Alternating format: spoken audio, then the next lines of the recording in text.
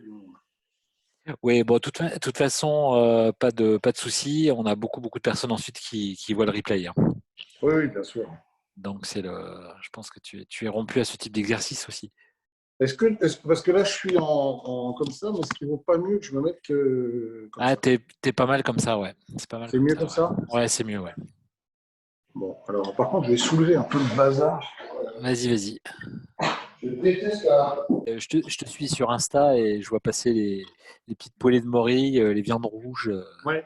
Non, mais le produit, hein. Ouais, ouais. Il n'y a que ça de vrai. Simplicité, efficacité, comme on dit, hein.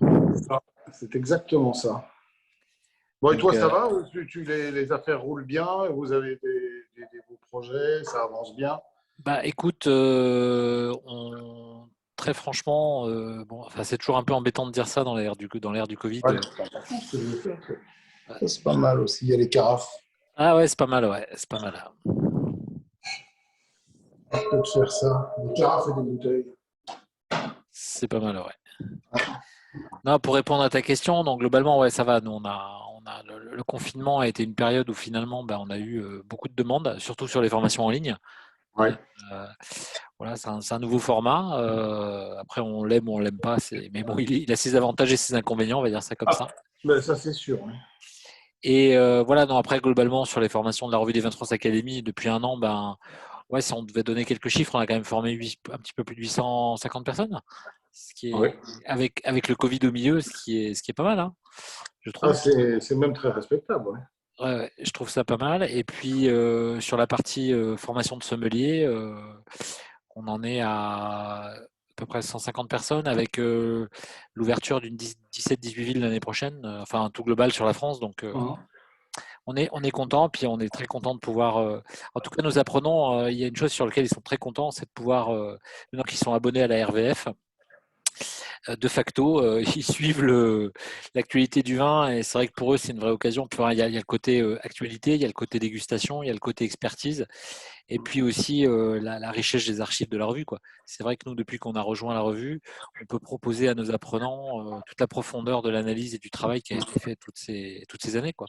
Oui, et c'est vrai que c'est un truc que nous, qu'on a sous la main, qu'on ne valorise pas toujours bien, parce que bon, il est là, mais nous, on n'a pas forcément le temps de l'exploiter, et il y a tellement de choses là-dedans. Enfin, la revue, elle a plus de 100 ans, hein, et on a donc des archives de milliers de choses qui sont là, et alors, de temps en temps, on va acheter un petit coup d'œil dedans, mais c'est vrai que c'est colossal.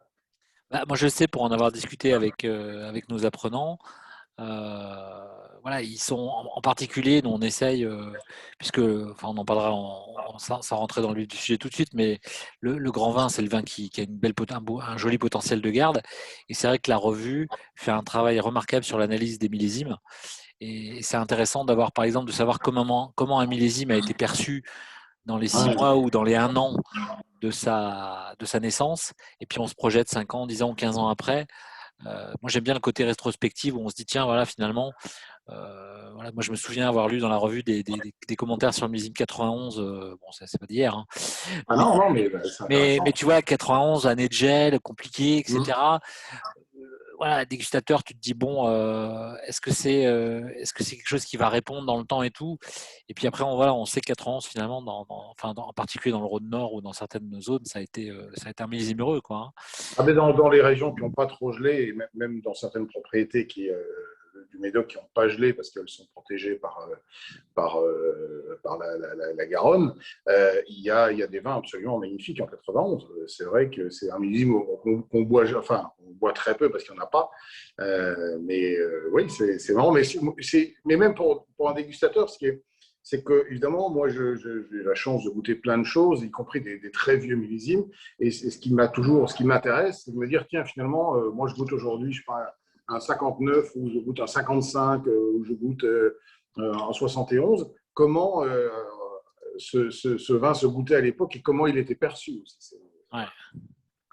Et d'ailleurs, il y a une personne là, qu'on a croisée à Dijon qui a fait tout un travail sur l'historique des commentaires en se basant principalement sur les travaux de la revue. Et c'était assez rigolo de voir les premiers commentaires dans les années 30-40 et toute l'évolution qui a été faite jusqu'à nos jours. C'est vrai que c'est assez sympa, ouais, de voir l'historique, comment le vin Ouais. était perçu, quoi. Le vocabulaire a changé aussi, je pense. Ouais, bah oui, oui, oui.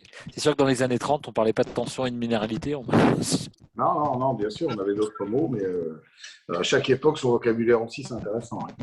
Bah, je pense que c'est comme dans les canons de la beauté. Si on regarde les œuvres d'art dans les années, enfin voilà, Exactement. 17e, 18e, bah, les canons de la beauté féminin ou masculin n'étaient pas les mêmes. Je pense que pour le vin, c'est un peu pareil, quoi. Oui, et puis on ne mangeait pas la même chose non plus. Hein. Non, On n'avait pas les mêmes vies. On mangeait, quand on prend des livres de cuisine des années 50, oui. on ne mangeait pas la même chose. Je crois qu'on aurait, toi et moi, des méga problèmes de cholestérol, ouais. Je crois, oui. Bon, je te propose, écoute, on est un petit peu plus de 50, donc Ouais. ce qui est honorable face à la concurrence des terrasses. Mm. Je- coucou Francesca, c'est pas grave. Salut, ça va. On a nos aficionados, Francesca qui est sommelière au Chili, tu vois, qui nous écoute de ce beau pays. Bravo. Donc, quelle heure il est au Chili? Il est quelle heure au Chili, Francesca? Tu peux allumer ton micro 2 secondes, peut-être nous dire bonjour. Ouais. Les midi 04. D'accord. Voilà, Ah, bonjour. bonjour, Santé. midi 04, ben voilà, il est 18h04 ici, l'heure de l'apéro aussi, mais pas le même. On fait dans l'apéro. Voilà, nous on va commencer l'apéro avant déjeuner. Bon, super. Francesca, pour la petite histoire, je l'introduis. Elle rejoint la revue des 23 académies avec nous sur les formations. Donc, elle va nous faire des petits webinars sur le Chili, tout ça, puis quelques formations à distance. Voilà. Parfait. Alors, Olivier, on va rentrer dans le vif du sujet. Peut-être tu te présentes ton parcours, parce que je connais un peu ton parcours. Je sais que tu as fait beaucoup de choses. Donc, Oui, alors pour partir d'aujourd'hui, bon, évidemment, je travaille pour la revue du vin de France, je suis dégustateur pour la revue depuis maintenant une quinzaine d'années à peu près. J'ai rejoint le magazine en 2005 de manière permanente. J'ai au sein de la revue fait pas mal de choses et aujourd'hui je m'occupe plus particulièrement de deux grandes régions, notamment pour le guide, hein, le guide vert. Je déguste le Médoc et je déguste le Nord-Vallée du Rhône. Parallèlement à ça, j'ai d'autres activités qui, elles, sont radiophoniques, puisque je suis chroniqueur gastronomique sur Europe 1 depuis 7 ans maintenant, avec plusieurs émissions et encore des projets à venir. Et puis, j'ai collaboré à différents autres supports ou différentes autres aventures, en général dans l'univers de la télévision et de la radio, mais qui n'ont pas forcément de rapport avec la gastronomie et le vin. On va dire que le vin et la gastronomie sont mon métier à temps plein et exclusif depuis 15 ans. Voilà, j'ai abandonné le métier plus classique du journalisme, et du terrain et du reportage généraliste au profit de ce qui était ma passion depuis toujours. Et quand on a la chance de vivre de sa passion, aujourd'hui, c'est, je crois, un luxe qui n'a absolument aucun prix et je le mesure tous les jours. ouais, c'est vrai que cette notion de pouvoir vivre de sa passion, c'est assez génial. Et du coup, enfin, moi, je te lis assez souvent. Donc, on voit aussi ta formation journalistique à travers ton agilité à manier la plume. Alors voilà, donc moi je suis avant tout, je suis journaliste, hein, c'est mon métier, c'est mon métier, et j'ai greffé le vin et la gastronomie par-dessus. Je viens pas du vin et de la gastronomie, parce que c'est vrai que chez nous, à la revue du vin de France, on a plutôt deux types de profils. On a des gens qui viennent de l'univers du vin et qui rentrent à la revue, qui rentrent dans la presse, et pour qui l'écriture n'est pas forcément le métier premier, il leur faut s'y mettre.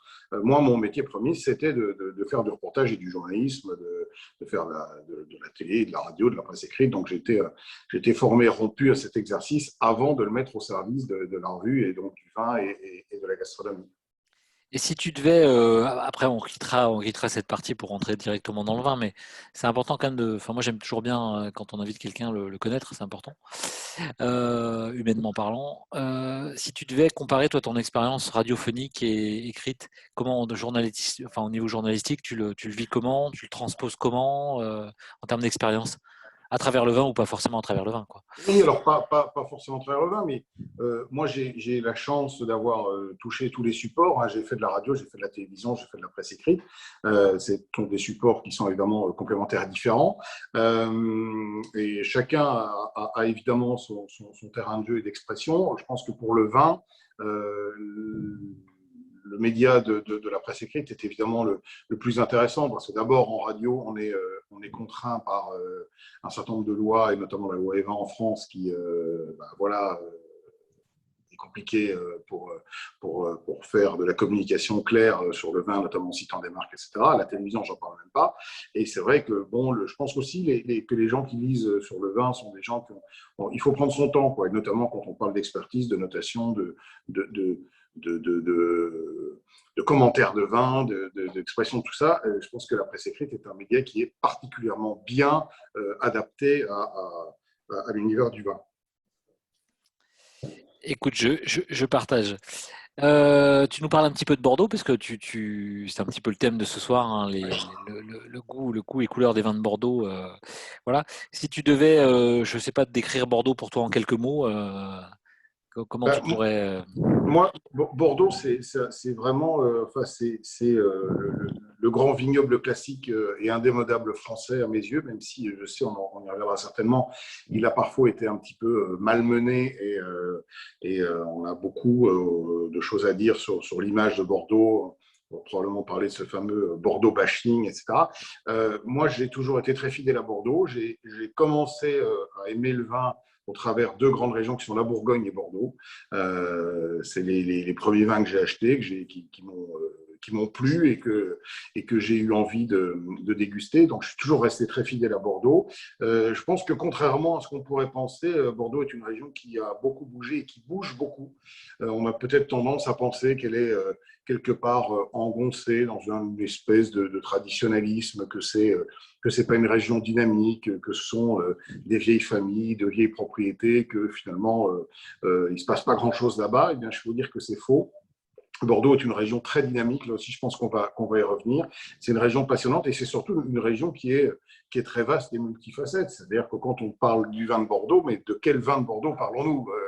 Il y a effectivement entre un Léoville-Lascaz et un Bordeaux plus simple mais délicieux de Haute-Côte, des Côtes par exemple, ou de Saint-Émilion, ou de Bordeaux supérieur, ou des Graves. Enfin, il y a plein d'expressions des vins de Bordeaux. Il y a aussi un nombre de cépages qui permettent de jouer des choses différentes, hein, les dominantes de Merlot, les différentes de Cabernet Sauvignon, les dominantes maintenant de Cabernet Franc, puisque c'est un cépage qui commence à avoir le vent on va dire, ouais. Et donc voilà, il y a aujourd'hui des visages de Bordeaux. Il n'y a pas qu'un Bordeaux, il y en a beaucoup. Un grand vin pour toi? Un grand vin pour moi. Alors, je suis amateur de vieux vin. Et pour vous accompagner ce soir, j'ai d'ailleurs ouvert une bouteille. J'ai ouvert Gruau-Larose 2000. D'accord. Alors, c'est évidemment, tout le monde n'a pas ça dans sa cave, mais moi, c'est aujourd'hui ce que j'aime boire, parce que les vins de Bordeaux, plus que dans d'autres régions, probablement ont un peu besoin de temps. Et je pense que la notion du temps dans les grands vins français, elle est fondamentale. Les grands vins sont avant tout pour moi des vins de garde. Je me demandais la définition d'un grand vin. Pour moi, c'est avant tout, c'est un vin de garde capable de vieillir et de se bonifier évidemment en vieillissant, parce que tous les vins peuvent vieillir. Oui, mais tout ne donne pas plus ou moins heureusement, oui. Voilà, exactement. Donc, ce sont des vins qui vieillissent longtemps. Quand je parle de vieux vins, pour moi, on commence à parler de vieux vins au-delà d'une quinzaine d'années, et on peut descendre beaucoup plus profondément. Et ce grand vin, c'est celui qui, à ce moment-là, va apporter une complexité, va démontrer que le temps l'a aidé, l'a patiné, lui a donné de la complexité, et un vin qui reste évidemment toujours élégant, digeste, qui ne donne pas l'impression de forcer, de surjouer, qui tombe comme une espèce d'évidence. Et j'aime bien ce néologisme un peu barbare qu'est la digestibilité. Je pense que tous les grands vins doivent en être pourvus, ils doivent être digestes, ils doivent être buvables, ils doivent avoir de l'équilibre. Et le très grand vin, c'est celui qui, au moment où vous allez le boire, va vous générer ce petit plus qui est l'émotion, et qui fait la différence entre un bon vin, un grand vin, un très grand vin. Au moment où vous allez évidemment mettre le nez dedans, vous allez vous dire, tiens, là, il se passe quelque chose, c'est quelque chose d'à part. C'est ce que j'aime bien à dire, moi, finalement, c'est un peu la part invisible du vin, finalement. Puisqu'on parle du vin, le vin, on peut le toucher tactilement au niveau de la bouche, on peut le regarder. Les arômes, on ne les voit pas, mais on les sent. Il y a quelque chose d'immatériel dans le grand vin, voilà, qui fait l'union autour d'une table, voilà, tu goûtes un grand vin, tu es arrêté un peu par la vibration du vin, et tu te dis waouh. Enfin, moi j'aime bien quand la conversation s'arrête, quoi. Oui, alors ça c'est la cerise sur le gâteau, mais ce que je voudrais dire aussi, c'est que je pense qu'on parle de notion de temps, de garde, etc. Un grand vin, en réalité, on ne se pose jamais la question. C'est-à-dire qu'un grand vin, il est tout le temps bon. L'idée qu'un vin est imbuvable pendant une époque, et on dit non, mais vous allez voir ça dans 30 ans, ça va être quelque chose de grandiose, ça n'existe pas. C'est une fausse idée qui sert à vendre de la piquette avec la promesse qu'évidemment il sera bon dans longtemps. Et comme Et dans surtout, longtemps après, surtout celui qui l'a vendu n'est plus là pour lors de l'ouverture de la bouteille. Ouais. exactement, il n'y a pas de service après-vente. Un grand vin, alors évidemment que le temps va lui apporter de la complexité et que 20, 30 ans ou 40 ans de garde ne se remplacent pas et amènent une dimension supplémentaire, mais un grand vin est bon tout le temps. Et je parlais de ce Gros Larose 2000 là, que je viens de goûter, que je considère aujourd'hui faire partie des grands vins de Bordeaux. Je me souviens des dégustations primeurs en 2000. Les vins étaient déjà délicieux. Ce vin, à 5 ans d'âge, il était bon. À 10 ans d'âge, il était bon. Là, maintenant, il a 21 ans, il l'est toujours. Et dans 10 ans, conservé dans une bonne cave, il sera encore bon. Donc, un grand vin a cette faculté à être bon en permanence. Alors, il peut avoir évidemment des phases de fermeture durant lesquelles il va s'exprimer un petit peu moins, ou il va moins se donner, il va falloir aller chercher davantage. Mais il faut bien retenir cette idée qu'un grand vin est toujours bon. Je suis assez d'accord, et si on compare un petit peu la notion de grand vin, moi j'aime bien toujours dire qu'il y a des vins, le grand vin est toujours bon, je partage complètement. Il y a des moments où il est plus ou moins bavard. J'aime bien Oui, bien sûr qu'il y a c'est tout à fait ça. Il y a des moments, et même à quel ça se joue à plein de circonstances, à des conditions météo, des conditions d'ouverture. On sait très bien qu'il y a des jours qui sont plus favorables à la dégustation du vin que d'autres, que la pression atmosphérique joue quelque part aussi un rôle dans l'expression des saveurs. Mais finalement, on est là un peu à la marge. Un grand vin, on sait qu'il est là. Ouais, il transcende un peu tout ça quelque part. Ouais. C'est ça. Il y a des petits commentaires. Oui, il y a Pascal qui nous dit oui, la loi Evin. Oui, petit jeu de mots. Oui, oui. Alors la loi Evin, finalement, c'est assez compliqué d'avoir une position très arrêtée dessus parce que je pense qu'elle a évidemment, elle est extrêmement pénalisante, notamment pour la promotion ou l'explication ou la culture même du vin au travers des médias comme la télévision, la radio. Mais en même temps, c'est une loi qui est très protectrice.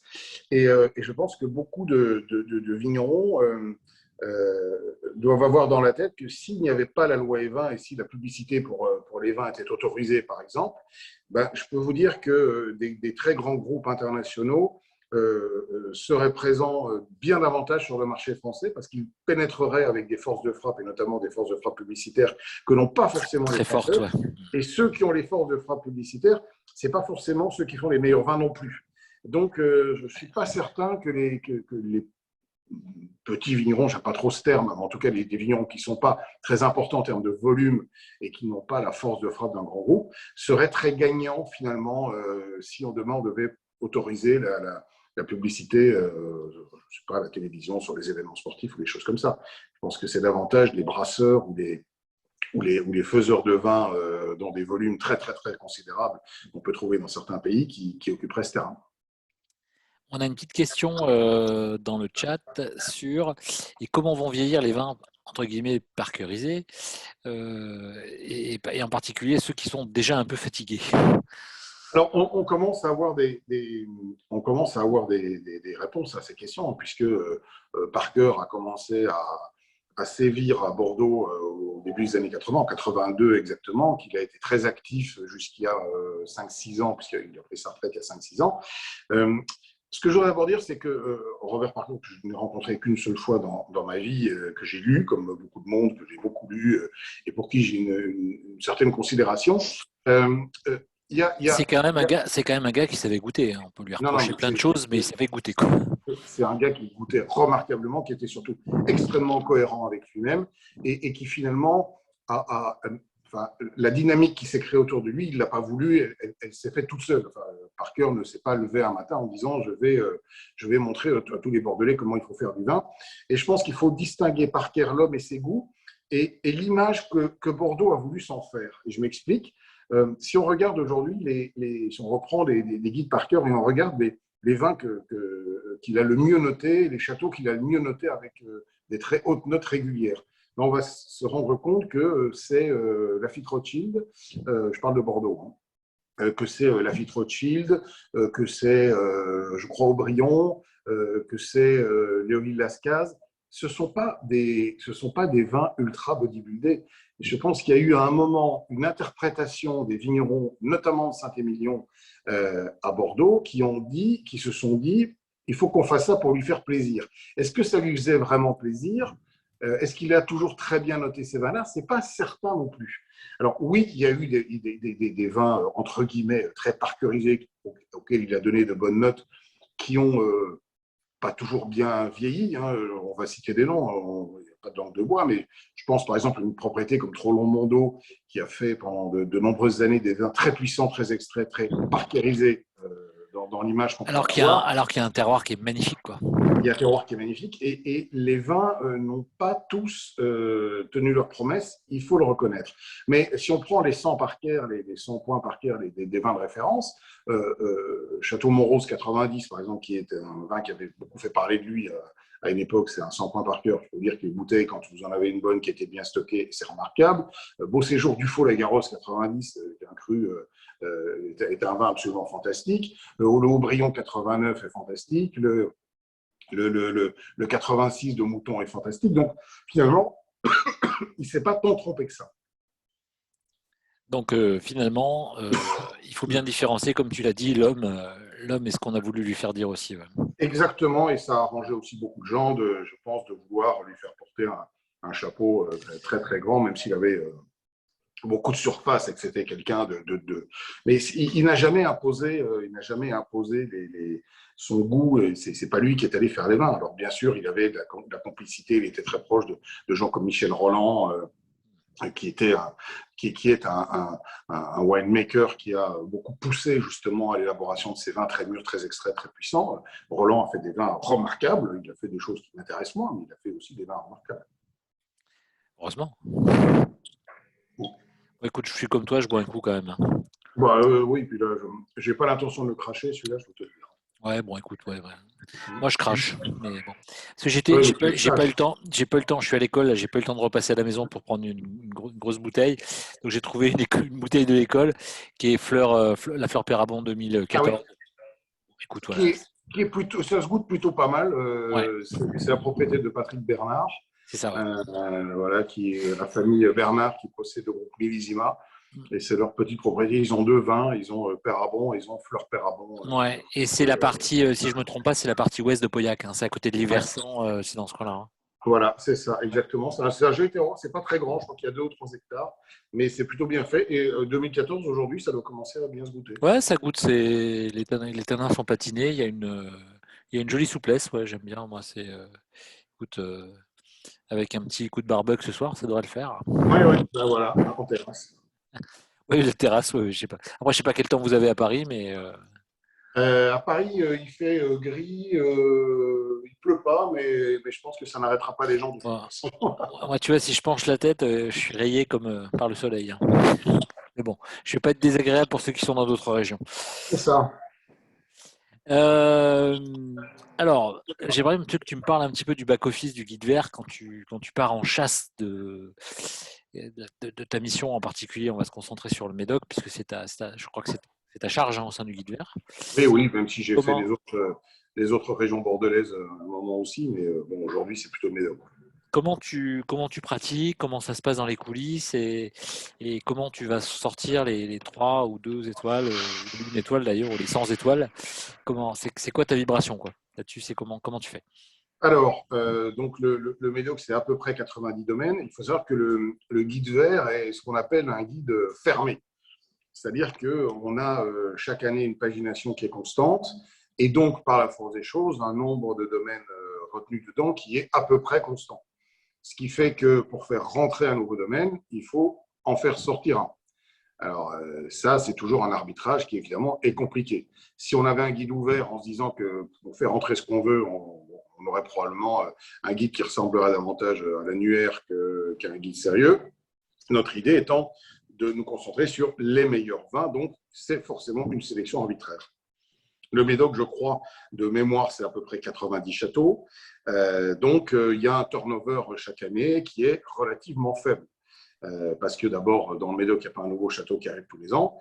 On les connaît, ils sont tous installés. Alors, ce qu'on voit effectivement, ce sont des châteaux qui progressent de manière très substantielle et dont on voit en 10 ans totalement changer le style des vins et passer de la nullité absolue à des choses remarquables. C'est le cas, par exemple, de Pedesclo.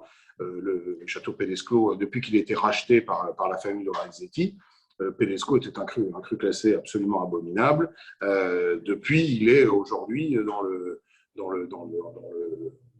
premier tiers probablement de son appellation. Tu as des châteaux. Moi, je me souviens, pour avoir fait quelques formations chez nos amis de la grande distribution, tu avais des crus classés ou des crus bourgeois qu'on retrouvait, voilà, qui étaient les stars foire au vin à des prix, on va dire dans les années 90-2000 un peu fracassés, comme Croisébage, comme Pédesclos, comme Lich-Moussa, voilà, qui étaient des domaines qu'on ouvrait où on n'avait pas toujours la vibration. Et c'est vrai que ces domaines-là, ces dernières années, on va beaucoup progresser, quoi. Alors ça, c'est probablement ce qui est le plus spectaculaire à Bordeaux et dans le Médoc, mais à Bordeaux en général ces dernières années, c'est qu'on n'a jamais fait autant de grands vins qu'aujourd'hui. Alors là, c'était mieux avant, je ne peux pas l'entendre, il n'y a rien de plus C'est sûr. L'arrivée des connaissances œnologiques, des moyens, parce que faire du bon vin, ça coûte des sous, et la concurrence font qu'aujourd'hui, si je prends les 61 crus classés du Médoc, par exemple, de 1855, on ne peut plus dire qu'il y en a un aujourd'hui qui ne soit pas digne de porter la mention cru classé en 1855 sur son étiquette. Ouais. Alors après, il y a des styles qui sont évidemment un petit peu différents, des approches différentes. Il y en a qui sont, à mon goût, meilleurs que d'autres, mais en tout cas, il n'y a plus de cru classé dont on pourrait se dire qu'il est totalement indigne de ce qu'il devrait être. Je vois un message, et évidemment c'est vrai, c'est dans la ligne que les choses ont beaucoup bougé, mais je vais y venir. Quand moi je me balade dans le Médoc très souvent, j'y vais une dizaine de fois par an, la physionomie du Médoc a complètement changé. Je me souviens, il y a encore 10-15 ans, on prenait la voiture, on prenait la route des châteaux, on traversait des zones de vignes désherbées chimiquement, c'était une horreur. Aujourd'hui, franchement, les vignes sont beaucoup mieux tenues. Il y a des conversions en bio et en biodynamie à tour de bras parce que c'est un chemin qu'il est aujourd'hui impossible de négliger, surtout quand on vend des vins chers. Et donc, il y a une conscience de la part des propriétaires que le vin, il ne se fait pas au chai, mais il se fait dans la vigne. Et c'est vrai que les années 80-90 ont probablement été les années des winemakers, les superstars. Je parlais de Michel Roland tout à l'heure, mais il y en a d'autres. Et aujourd'hui, c'est plutôt la star, c'est plutôt le chef de culture plutôt que le winemaker. Et ça, c'est un rapport qui a changé. Je crois que Bordeaux a payé très cher le manque de transparence ou le manque de mise en avant de son terroir. Quand on va en Bourgogne, la première chose qu'on fait, que fait le vigneron, c'est de vous montrer ses vignes, de vous parler de ses vignes, parce que le terroir est réellement, c'est ce qu'il y a de plus fondamental en Bourgogne. Il suffit de goûter un Gevrey chambertin à côté d'un Chambol-Musigny pour comprendre que, alors que c'est le même cépage et la même vinification, mais à quelques dizaines de mètres près, le vin n'a pas le même goût. Donc, il y a un effet terroir. Bordeaux, franchement, c'est très récent qu'on m'emmène dans les vignes et qu'on soit fier de les montrer. je pense même entre nous que pendant longtemps, il y a certains propriétaires qui ne savaient même pas où se trouvaient toutes leurs parcelles. Ouais, tu Donc, sais, je vais te dire un truc assez rigolo. J'ai visité il y a 4-5 ans un grand cru classé dont je tairai le nom, à Pessac-Léognan. Et c'était le jour des vendanges, donc il y avait une batterie et c'est bon, ceux qui connaissent un peu reconnaîtront, une batterie dégraineuse. Donc tu avais 3 tables de tri qui faisaient 80 mètres de long, avec de chaque côté 20-25 personnes qui triaient le raisin à la mano. Relativement impressionnant avant l'encuvage. Mais donc on est reçu par le maître de chai, enfin on est très bien reçu, très sympa et tout. Et avant on avait été reçu par le maître de culture. Et si tu veux, tu vois bien qu'entre les deux, ils ne se parlent pas, quoi.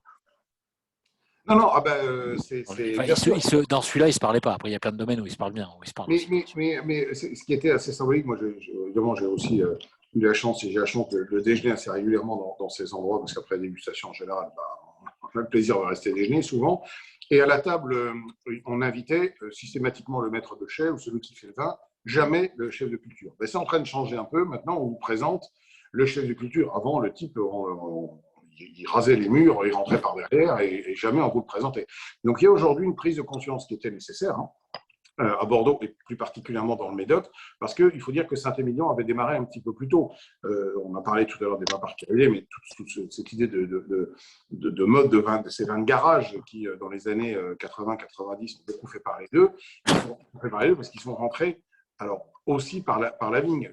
L'aventure de Jean-Luc Tuvin avec Valandro, c'était d'expliquer que sa vigne, il la faisait, il en avait 1 hectare pour démarrer. Sa vigne, il la faisait comme on fait son jardin, c'est-à-dire qu'il connaissait chacun de ses pieds de vigne, il y avait un rapport avec la viticulture, le raisin, etc., qui était très fort, et alors que à quelques dizaines de mètres de là, on vendangeait à la machine, on traitait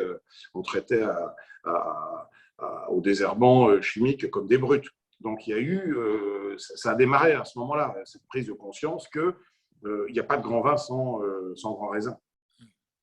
Il y a il y a Romain, je connais un Romain qui est en Alsace, non? Ça te parle, non? Oui, bien sûr. Romain, il nous dit quid du merlot avec le réchauffement climatique. Ben, c'est un vrai sujet, hein. On le voit aujourd'hui,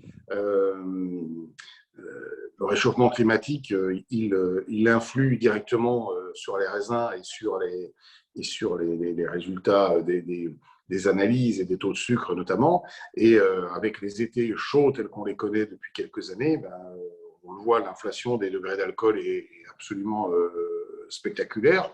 Alors cette année, ça va un petit peu mieux. Le millésime 2020 est un peu plus tempéré, mais le millésime 2018, par exemple, qui est un millésime extrêmement chaud, il y a des cuves de Merlot qui ont été rentrées à plus de 16 degrés. Est-ce qu'on fait encore du vin digeste de type bordelais avec ce type de raisin? C'est pas certain.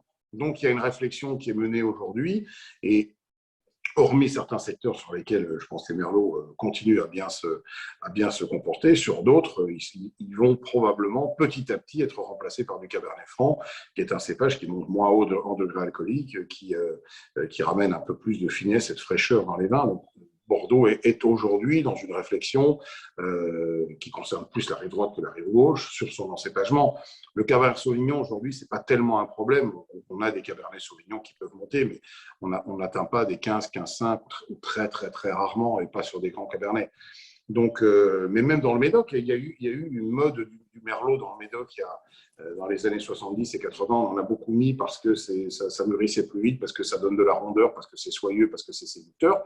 Et aujourd'hui, je peux vous dire que toutes les replantations qui se font, quand on arrache des vignes de Merlot, on ne plante jamais du Merlot, on ne renouvelle pas avec du Merlot, mais en général, on met du Cabernet Franc, du Cabernet Sauvignon, on veut voir certains autres cépages, on revoit un peu de Cabernet, par exemple. Justement, dans cette optique-là, si tu regardes un peu le discours de Bordeaux, on nous a quand même beaucoup vendu, voilà, Molas du Fronçadet, Merlot, enfin, tu vois, l'adéquation sol-cépage dans la rive droite. Voilà. Est-ce que le réchauffement climatique vient balayer ce concept-là? Enfin, c'est quoi ton avis sur ça? Je pense que tout dépend de ce qu'on cherche à faire. Si on cherche à faire du vin pour la grande distribution à 3,50 € la bouteille, avec marqué Bordeaux dessus, allons-y, hein, plantons. Ça le fait. Ça le fait. Si on veut faire des grands vins de terroir qui ont une caractéristique, qui génèrent un peu d'émotion, du potentiel de garde, là, on parle d'autre chose. Mais bien sûr que Bordeaux, ce qui est incroyable à Bordeaux, c'est qu'il y a il y a pratiquement un rapport de 1 à 500 entre les vins les moins chers et les vins les plus chers. Vous avez, on a parlé il n'y a pas très longtemps, ce scandale des vins de Bordeaux à 1,50 € dans la grande distribution. Et à côté de ça, il y a des vins qui sortent en primeur cette semaine à 450 ou 500 €, donc la bouteille. Donc Bordeaux, c'est ça aussi, c'est ce grand écart-là. Et je pense qu'il n'y a pas beaucoup d'autres régions dans lesquelles il y a un tel delta. Il n'y en a même probablement pas. Ça, c'est certain. Je suis un peu le déroulé des questions. Quid de Liber Pater, hein, qu'on a accueilli il y a 15 jours, 3 semaines. Sujet un peu, comment je dirais, marginal, si je peux dire ça. Oui, alors bon, moi, je n'ai rien contre les expérimentations. Je pense qu'il faut d'ailleurs que Bordeaux soit ouvert à la réflexion et qu'on ne peut pas figer les choses de manière définitive. Moi, bon, vendre la bouteille 30 000 € et faire du dénigrement systématique en expliquant qu'il n'y a que sa vision qui est la bonne et que finalement, lui détient la vérité des vieux cépages et du goût traditionnel bordelais, je ne suis pas fan de ce discours-là. Je pense que c'est intéressant, sa démarche est intéressante, j'ai eu l'occasion de goûter une fois. Bon, voilà, moi je ne mets pas 30 000 € dans une bouteille de vin, je trouve qu'il y a un côté un peu indécent à faire ça. Et ça, c'est mon avis. Je suis assez d'accord. Et je pense qu'aujourd'hui, à partir du moment où on rentre dans un discours, enfin moi j'ai un discours peut-être un peu humaniste, mais quand on rentre dans le dénigrement, on n'est pas dans quelque chose de constructif. Non, Je pense non, on peut tous être différents, et heureusement, et vivre la différence d'ailleurs, hein, c'est ce qui fait notre richesse. Mais c'est vrai que c'est important de rester dans une notion de respect. Moi, je le vis comme ça, quoi. oui, enfin, dans le monde le monde du vin n'échappe pas, bien évidemment, au travers de l'âme humaine. Et bien sûr que les jalousies, les conflits, les concurrences, les rancunes entre voisins, on trouve ça dans le vignoble comme partout ailleurs d'ailleurs. Mais je pense que un vignoble, avec tous les enjeux qu'il a aujourd'hui devant lui, que ce soit Bordeaux ou ailleurs, sur notamment le réchauffement climatique, la transition vers un certain nombre de choses d'écologie, etc., ne s'en sortira que si tous les vignerons sont unis. Si chacun tire de son côté, ça ne marchera pas. C'est ce qui a fait le désœuvrement des vins français à l'export sur beaucoup de marchés, malheureusement. Ouais. Oui, et qui fait encore d'ailleurs, je pense aujourd'hui, qui est responsable aussi en partie de la mauvaise image que peuvent avoir certains Français aujourd'hui, parce que chacun joue pour lui et qu'on entend peu parler de collectif. Je suis assez d'accord. Une petite question de Sabine sur Sauternes en cocktail et l'éclairé. Alors, Sauternes en cocktail, c'est compliqué de répondre parce que, évidemment, c'est une appellation qui est au bord du dépôt de bilan, il faut être honnête. Sauternes a ce paradoxe incroyable, c'est que tout le monde aime ça, mais personne n'en achète et personne n'en boit. Et je me mets dans l'eau. Hein. Moi, j'adore le Sauternes, mais j'en achète peu parce que j'en bois peu. Et ils sont aujourd'hui, alors en plus, particulièrement malmenés par le climat, puisqu'ils n'ont pas échappé au gel là, il y a quelques semaines. Les accidents climatiques, ils les connaissent depuis quelques millésimes. Et donc, la situation pour un certain nombre de crus est pratiquement désespérée. Je crois qu'il y a des crus qui sont en dépôt de bilan. C'est quand même un truc, on va en parler dans les semaines qui viennent, mais il y a des crus qui sont aujourd'hui en dépôt de bilan. Bon, alors relancer le Sauternes en faisant du cocktail avec, j'ai goûté. Alors, si c'est pour le faire avec du IKEM 67, évidemment, la question ne se pose pas, non. Mais si ça peut permettre à certains Sauternes qui sont peut-être vinifiés et travaillés dans un esprit d'une consommation un peu différente, je ne suis pas fondamentalement contre. Alors, je pense que ça me concerne. Il ne faut pas que ça concerne les très grands terroirs de Sauternes et le cœur de ces terroirs. Et je pense qu'il faut essayer, tant que faire se peut, de garder l'identité de ces vins de Sauternes. Mais, ma foi, si on me propose cet été un cocktail avec du sauterne à l'intérieur et que le cocktail est bon, et que ça permet d'écouler un peu de vin, mieux vaut qu'ils finissent comme ça plutôt que. Tu sais, moi, je préfère boire un sauterne, je ne sais pas quoi, tonique, qu'un gin tonic avec du Gordon ou Oui, oui. un spi un peu fatigant, quoi. Voilà, moi j'ai goûté un cocktail qui est fait à la fois hyper aguerri avec un verre de sauterne qui n'est pas le premier vin évidemment, mais dans lequel il rajoute, je crois, un peu de zeste d'orange. Il y a 3 glaçons, je ne sais plus quoi. Enfin bref, c'était assez digeste, c'était finalement assez bon. Et c'est probablement une des seules manières de boire le sauterne aujourd'hui à l'apéritif en été. Personne ne va s'ouvrir une bouteille de sauterne quand on est 4 sur la terrasse qui fait 30 degrés dehors. À l'apéro, il faut bien reconnaître que le sauterne, c'est presque un vin de méditation. Moi, j'adore ça, un vieux sauterne bu pour lui-même à 17 heures au coin de la cheminée, c'est fantastique. Mais le problème, c'est qu'on n'a pas tout le temps, à 17 heures, le temps d'allumer un feu, de se mettre au bord de la cheminée et d'ouvrir une vieille bouteille de sauterne. Quant au sauterne foie gras du Nouvel An, évidemment, c'est totalement ringardisé, passé de mode, Ouais. et c'est pas bon. Donc, alors après, on dira oui, mais le sauterne, c'est bien sur les cuisines asiatiques, les cuisines épicées. D'accord, c'est vrai, mais qui demain va faire un curry et va avoir l'idée d'aller chercher dans sa cave une bouteille de riz sec ou de la fourrie Perrier? Pas grand monde, malheureusement. Quelques lecteurs érudits de la revue. Oui, alors ce qu'il faut savoir, ce qui est peut-être intéressant avec les sauternes, c'est qu'ils ont un avantage sur les autres vins, c'est qu'ils tiennent particulièrement bien ils tiennent bien à l'oxydation. C'est-à-dire que si vous ouvrez une bouteille de sauterne, vous en prélevez 2 verres, vous remettez le bouchon dessus, vous laissez au frigo, il tient une semaine. Ce n'est pas le cas avec un rouge ou avec un blanc qui franchement, s'oxyde beaucoup plus vite. Donc, on peut le boire un peu plus sur la longueur. Et pourquoi pas en ouvrir une le lundi et la finir le dimanche. En général, ça tient assez bien. On a une question sur les primeurs 2020. Alors, attends, plein dans l'actualité, là. Ouais. Bah, les prix sont sortis. Là, j'ai vu que beaucoup de châteaux sont sortis à des tarifs qui sont peu ou prou les mêmes que l'année dernière. Des petites augmentations, mais pas forcément très spectaculaires. De toute façon, le climat n'est pas, aujourd'hui, je pense, le climat mondial, même si il semblerait que la demande pour les vins français commence à repartir assez fortement. Enfin bon, pas une euphorie dingue. Et puis surtout, il y a beaucoup de stocks. Donc, les prix semblent assez sages pour un millésime que moi, j'aime bien. Alors, là, ce qui est intéressant, c'est de se poser la question, finalement, est-ce qu'il y a encore un effet millésime? On pourrait presque… Tu vois, il provocatrice. y a Laurent qui nous dit 2018-19, qualité équivalente ou pas, et quelle est la différence des millésimes. Alors, je vais y répondre. Pour moi, hormis les très petits millésimes, et j'en connais un, c'est 2013, qui franchement, est le millésime le plus compliqué que la région ait connu depuis 30 ans. Voilà, quand ça ne veut pas, ça ne veut pas. Les conditions climatiques ont été abominables. Il y a eu un développement de pourriture dès la fin du mois d'août. On a mangé des raisins, on n'aurait pas voulu le faire. Bref, oublions ce 2013. Mais en dehors de ça, il n'y a plus ce qu'on a connu dans les années 70, 80 ou avant, ce qu'on appelait le millésime waouh, le truc qu'on attendait pendant 10 ans. Paf, il arrivait, extraordinaire, le 82, les 89, 90, là, il y a eu un beau duo, les 96, des millésimes qui donnaient tout de suite envie que le monde entier voulait parce qu'ils étaient franchement meilleurs que les 3-4 millésimes qui précédaient. Aujourd'hui, il n'y a plus ça. Je dirais qu'il y a 2 grandes catégories de millésimes avec 2 profils différents.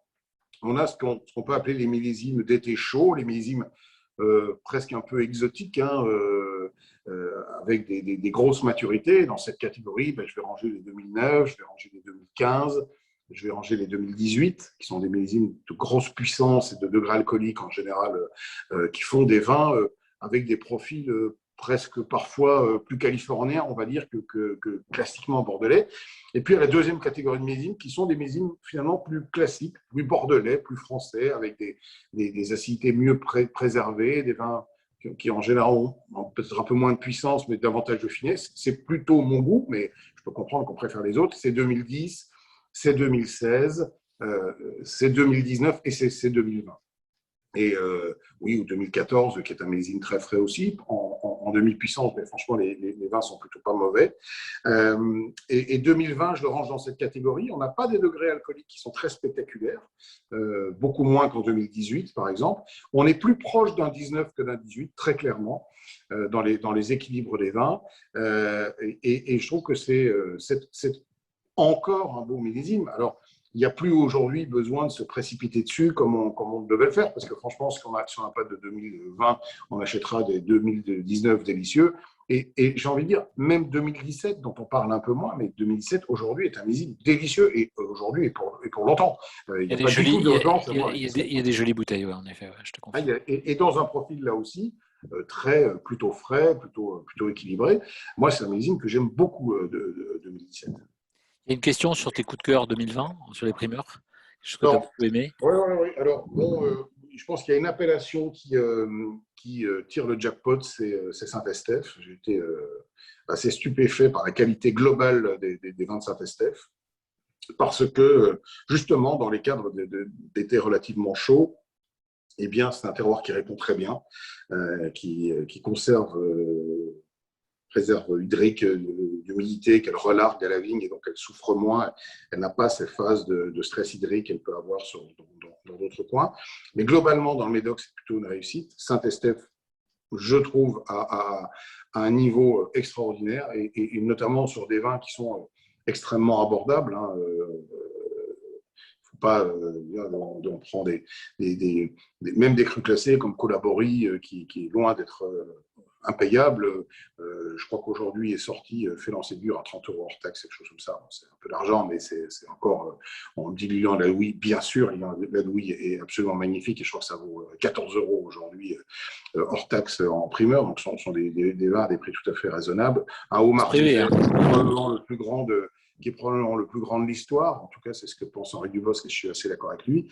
Donc, voilà, Saint-Estèphe. Et puis après, il y a évidemment des réussites dans chaque appellation. Je pense que en achetant la revue du vin de France du mois de juin, vous saurez tout. Est-ce que tu nous passes une info en primeur? Oui, il faut l'acheter. Non, mais en dehors de ça, il y a toute une série de beaux vins. Giscourt est superbe, Ferrières est superbe à Margaux, qui sont deux vins tout à fait abordables aussi.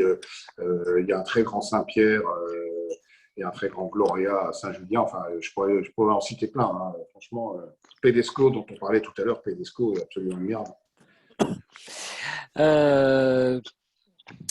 Il y a une petite question sur le Syrah et le Chardonnay planté à Bordeaux, ton avis?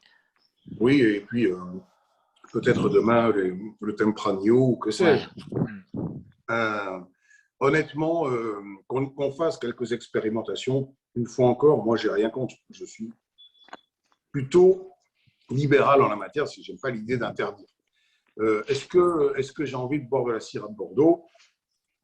Pour l'instant, je pense qu'il reste encore suffisamment de marge de manœuvre et de pistes de réflexion pour travailler sur la situation actuelle avant d'en arriver à des choses aussi radicales que de se dire on va mettre de la Syrah à du Tempranillo. Bon, que certains tentent l'aventure, le vendent en vin de France, ma foi, pourquoi pas, et on goûtera ce que ça donne. Je vais goûter les chardonnays de Bordeaux qui, pour l'instant, ne m'ont pas renversé. Je dois bien avouer que on est encore loin de toucher le niveau des beaux chardonnays de Bourgogne. Bon.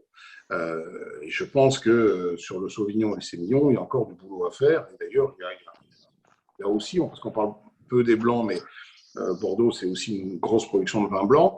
Les blancs de Bordeaux aujourd'hui, notamment Pessac-Léognan, je trouve, commencent à avoir un style qui me plaît aussi un peu davantage que ces vins qu'on a bu pendant toute une période de Sauvignon à légère sous-maturité qui se ressemblaient un peu tous, et que c'est né de pipi de chair, pour être un peu trivial, de bouillie et une acidité un peu mordante, et en fait des vins qui n'ont pas d'ailleurs un potentiel de garde phénoménal. Je pense que là, pour le coup, la maturité qui va un peu plus loin dans le Sauvignon et l'utilisation du Sémillon permettent de faire des blancs que je pense plus intéressants. Et à mon avis, plus intéressants que des blancs de Chardonnay, on verra bien. Petite question, dans le renouveau de Bordeaux, de ce qui se passe actuellement, en termes de pratiques œnologiques ou de retour à la notion de terroir, qu'est-ce qui t'a marqué le plus et qu'est-ce qui te semble le plus pertinent finalement dans ce qui se passe depuis ces dernières années? Ouais, je pense qu'on parlait tout à l'heure de l'effet Parker et je pense que depuis que Parker s'est retiré, En fait, il y a comme une espèce de libération qui s'est opérée dans le Bordelais. Parker n'a pas vraiment été remplacé, il faut être honnête. Il n'y a pas une personne aujourd'hui qui a un impact aussi puissant qu'il pouvait l'avoir. Et je pense qu'il tétanisait un peu tout le monde et les gens n'osaient peut-être pas de peur de ne pas avoir la grosse note qui les aurait pénalisés. Et donc aujourd'hui, il y a davantage de pistes qui sont explorées. Et notamment, on le voit avec un cru comme Pontet-Canet, qui était évidemment un précurseur de Bordeaux dans l'idée qu'il fallait faire bouger les lignes. Alors, bien sûr, il y a eu le passage en biodynamie, en bio et en biodynamie. Hein, c'est le premier cru classé à avoir été labellisé sous ces deux labels, alors que tout le monde rigolait, personne ne pensait que c'était faisable. À quel prix, ça c'est autre chose, parce qu'évidemment, c'était compliqué, il y a eu des soubresauts difficiles, mais ils ont aussi exploré plein d'autres choses, les amphores, le travail d'une vinification différente, un respect de terroir, notamment avec l'utilisation des chevaux. Ils ont ouvert une voie. Et aujourd'hui, quand on se balade dans les crus classés, on est frappé de voir que finalement, chacun commence à explorer des pistes un peu différentes. J'étais à Durfort-Vivens où il y avait là aussi des essais de fait sur des vinifications en amphore très intéressants. Vous avez Palmer qui est en pleine réflexion. Enfin, la plupart des châteaux sont aujourd'hui obligés de suivre de se remettre en question. Ouais. Ouais, et d'enclencher sur des innovations. Alors, j'ai vu par exemple dans un cru moins connu qui s'appelle Antonique des essais très intéressants d'agroforesterie, qui est quelque chose qui commence à. Donc, l'agroforesterie consiste à planter notamment des arbres et des haies en pourtour et parfois même dans les vignobles, de manière à créer davantage encore de vie et de symbiose au sein du vignoble. Bon, ce sont toutes des pistes très intéressantes et je pense qu'il faut les explorer. On commence à voir les essais de Bordeaux, là aussi, sur le sans-soufre. On peut discuter longuement du sans-soufre, mais il faut que Bordeaux montre que lui aussi ou qu'elle aussi est toujours dans la course, dans l'innovation, et que ce n'est pas une région de 20 grands-pères totalement sclérosés et qui ne serait pas capable de comprendre son temps. Une petite question de Romain qui nous dit, notre Romain Eltis qu'on connaît bien, comment faire pour que les vins de Bordeaux retrouvent la table? Difficile. Moi, je lui répondrais, c'est le travail des sommeliers, non? Oui, voilà. Monsieur le sommelier proposé, il n'y a pas que l'Alsace à table, Romain. Non, alors, ce qui me désole, c'est qu'en fait, Bordeaux ait quitté la table. Parce que c'est quand même, à mon sens, l'un des vins les mieux construits, l'un des vins les plus adaptés à la gastronomie, parce que les grands vins de Bordeaux sont des vins qui sont pratiquement toujours digestes. Et donc, je ne comprends pas qu'ils aient quitté la table. Alors, comment les faire revenir? Je pense qu'il est aussi de la responsabilité des Bordelais. Les Bordelais sont un peu responsables de ce qui leur arrive. Je ne suis pas en train de dire qu'ils se sont bien comportés. Je pense qu'ils ont à un moment complètement snobé, notamment les restaurateurs ou les sommeliers, que là où tout le monde faisait un boulot pour aller proposer ses vins, le vin, ça ne se vend jamais tout seul. Hein. Ils se sont probablement à un moment enfermés aussi dans leur château, ne communiquant pas suffisamment bien. Et il y a un travail de reconquête qu'ils doivent absolument mener, parce que sinon, effectivement, les places vont être prises par les autres. Mais ce que je veux dire, c'est que les Bordeaux à table, quand vous buvez un Bordeaux d'une dizaine d'années ou d'une quinzaine d'années à table, franchement, il n'y a pas mieux. Et même certains Bordeaux jeunes. Alors, c'est vrai que les Bordeaux très jeunes, notamment sur les très beaux terroirs, sont probablement moins avenants que ne peuvent l'être les vins d'autres régions. Et la faculté incroyable des grands vins de Bourgogne, par exemple, c'est que si vous ouvrez un 2018 ou un 2019, même d'un grand cru, il va évidemment en manquer probablement dans sa dimension complexe, mais en tout cas, on va boire la bouteille sans trop se poser de questions et ça va faire plaisir. Si on ouvre un Latour ou un Léoville Lascaz ou un Du Cru Beaucaillou 2018, Le plaisir sera moins grand. Il faut le reconnaître. La structure tannique des grands vins de Bordeaux les empêche très jeunes d'être des compagnons de table parfaits. Et donc, il y a aussi ce vrai problème de Bordeaux, c'est que si on veut en profiter, il faut les boire un peu vieux. Et pour les boire un peu vieux, il faut les faire vieillir. Et la question, c'est qui les fait vieillir? Alors, est-ce que ce sont les restaurateurs? Plus vraiment. En ce moment, ça va être compliqué. Ça va être compliqué. Est-ce que c'est les propriétés? Ben, je pense qu'il va falloir qu'ils se posent la question et que peut-être qu'ils fassent ce travail de mettre de côté chacun une partie de la production de manière à pouvoir remettre sur le marché plus tard des vins prêts à boire, parce que sinon, il va effectivement, pour les grands vins de Bordeaux, il va se passer un problème. Une fois encore, si j'ouvre une grande Syrah, si j'ouvre une grande côte rôtie de 2 ans d'âge, je prends du plaisir à table. Si j'ouvre un très grand Bordeaux de 2 ans d'âge, c'est compliqué. Ouais. C'est compliqué. Et donc, forcément, il y a une place qui n'occupe plus. Bon, écoute, on arrive bientôt presque à la fin de notre temps. Le temps passe vite. Hein. Avant de te passer le mot de la fin, je vais juste partager quelques infos sur les prochains webinars. Je vais passer en partage d'écran. Je ne sais pas si vous le voyez, non? Tout le monde est... Vous voyez les webinars ou pas du coup? Les dates? Non, ou pas? J'ai dû me planter. Attends, je ne suis pas très bon avec la technique. Hop, ça devrait être bon là. Olivier, tu me confirmes qu'on le voit? Je vois les choses. Les prochains, oui, je les vois. Super, super, ouais. Voilà, donc sur les prochains webinaires de la Revue des Vins de France Académie, le 3 juin, on aura la chance d'accueillir Jean-Charles Abatouch et Raphaël Pierre Bianchetti, donc sommelier corse. Le 17 juin, ta collègue Caroline, donc qui sommelière alsacienne, qui nous parlera un petit peu après Romain au mois de janvier, qui nous avait fait un très beau descriptif sur les vins d'Alsace. Et j'ai eu la confirmation aussi de Pascaline Lepelletier qui sera avec nous tout début juillet pour un très très beau webinar. N'hésitez pas à nous rejoindre. On a créé un groupe Facebook qui s'appelle Dégustons autrement sur les pratiques alternatives de la dégustation intuitive et géosensorielle, voilà, pour partager avec nous l'expérience qu'on vit.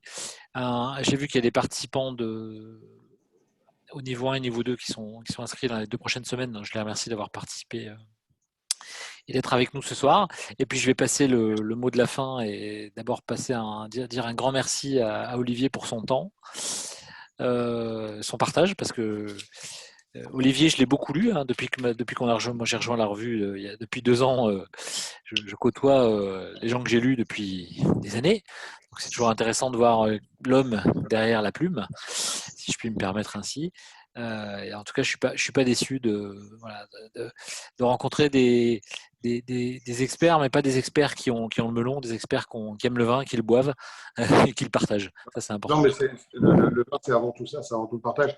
Ce que je voudrais dire, c'est que voilà, quand je vous disais tout à l'heure que Bordeaux reste un de mes vignobles de cœur et que Bordeaux est loin de l'image qu'on peut en avoir. Il n'y a pas que des vins hors de prix à Bordeaux, il y a des vins tout à fait abordables. J'ai bu il n'y a pas longtemps un Château Cantemerle 2000, donc un vin qui avait 20 ans. Château Cantemerle, pour information, ça vaut autour de 20-22 euros en grande distribution pendant les foires au vin ou chez des cavistes ou sur des sites de vente, ce que vous voulez. Il y a peu de vins en France qui, à ce prix-là, sont capables de tenir 20 ans et d'offrir autant de plaisir après 20 ans d'âge. Et donc, arrêtons de penser que Bordeaux, ce ne sont que les 50 châteaux hors de prix. C'est aussi beaucoup de vins très attachants, intéressants, qui bougent.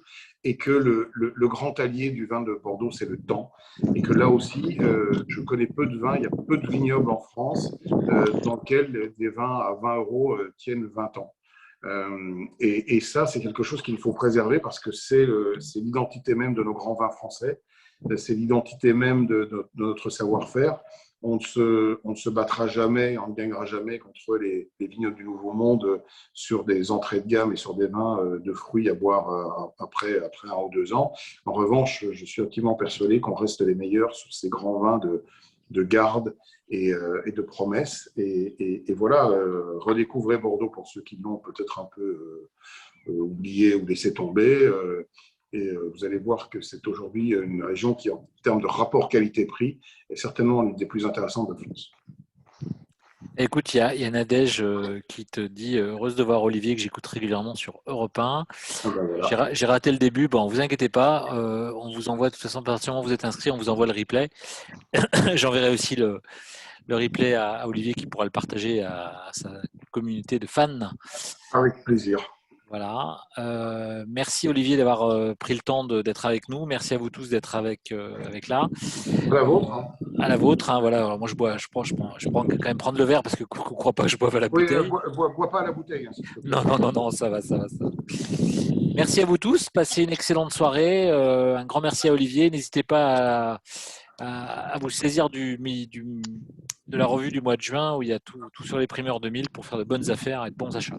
Voilà. Bonne soirée. Merci, bonne soirée à vous tous. À bientôt, au revoir. À bientôt, au revoir.